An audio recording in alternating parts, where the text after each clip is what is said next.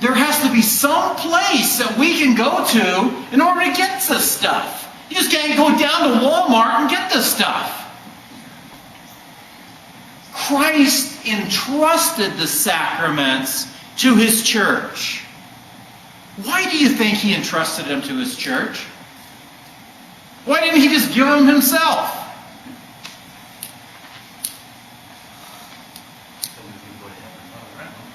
A little louder, Todd? We can go to heaven, so we have. Is Christ walking the earth right now, physically?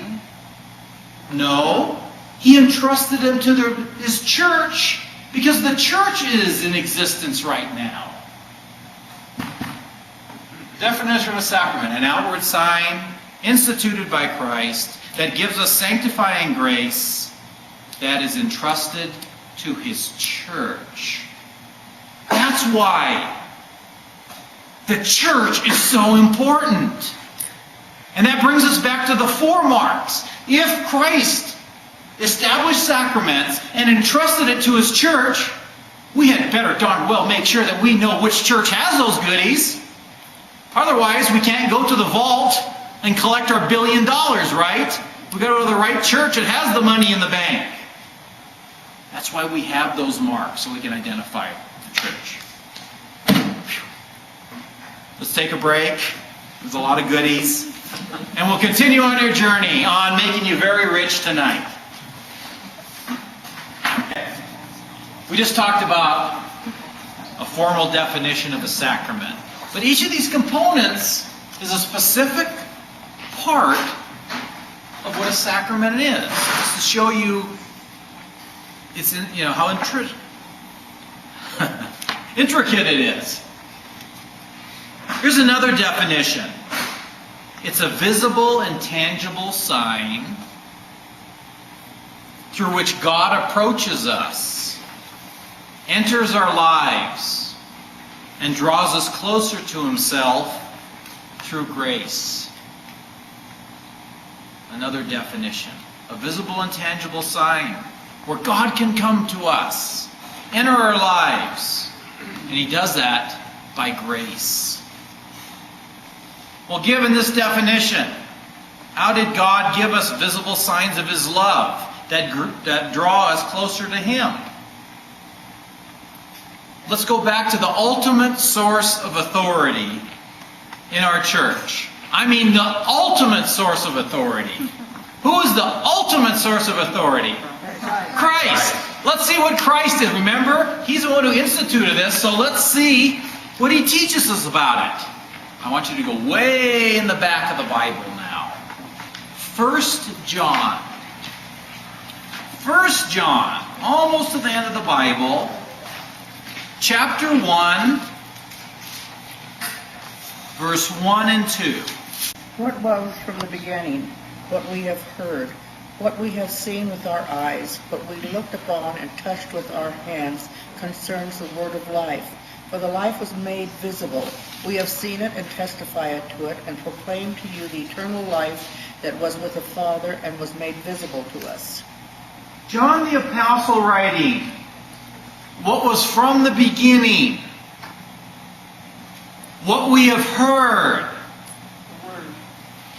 what we have seen with our eyes, what we have looked upon, what we have touched. For the life was made visible. We have seen it, to testify it. John is using some terms here that affects our senses. Did you catch that? What we have seen, what we have heard, what we have touched. He's bringing our senses into experiencing what God has done, what Christ has done. Why do you think the importance of physical acts in understanding how Christ touched His people through grace? Think back. What are some of the miracles that Jesus performed when it comes to people? Do you recall? Healing of the sick. Healing of Lazarus' mother-in-law, where he touched her. What else? The blind man. Raising the dead. What else? The blind man. The blind man. Water into wine. Okay, water into wine. A lot of the miracles where Jesus cured people. He healed a blind man. If I remember correctly, he spit. I do good at that. Yeah. And he got dirt and he made mud. And he put the mud in the person's eyes. Why didn't he just be like Samantha on Bewitched and twitch his nose? Why did he have to get all muddy? Because others had to see it. Why did he get a physical object and put it on the man's eyes? He could have twitched his nose. He could have spoken. Many times he touches people. He does something physical to show people that a physical act is a way in which grace is being conveyed to that person. The blind man, the deaf person. How are they healed? What did Christ give that person to heal of? Grace. Grace from Christ to the person. But Christ, instead of twitching his nose, he used physical objects to show people this is a means of grace. And that's how he did it many times. He performed outward signs to show people that a person's soul was changed by grace. And the same is true with our sacraments. Christ did it.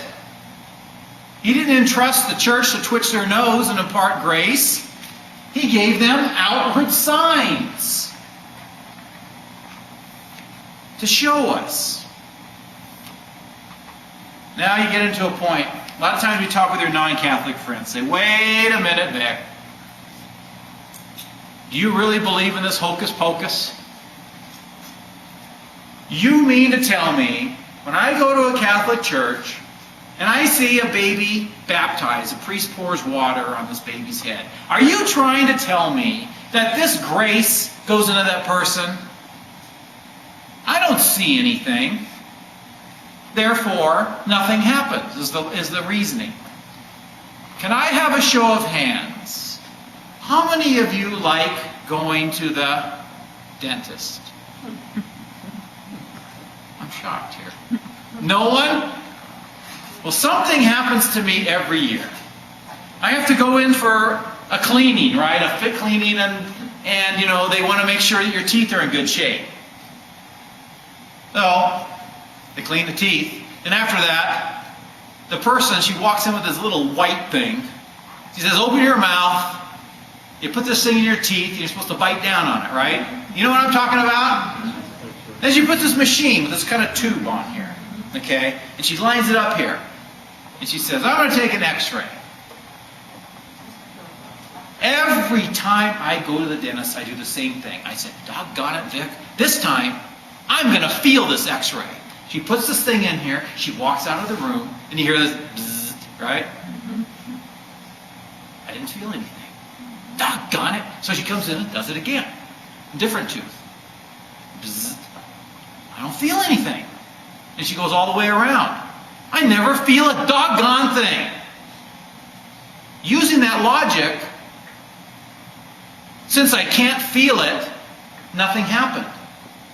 But then about 15 minutes later, the dentist comes in, holding this chart, shaking his head, saying, I've got some bad news for you.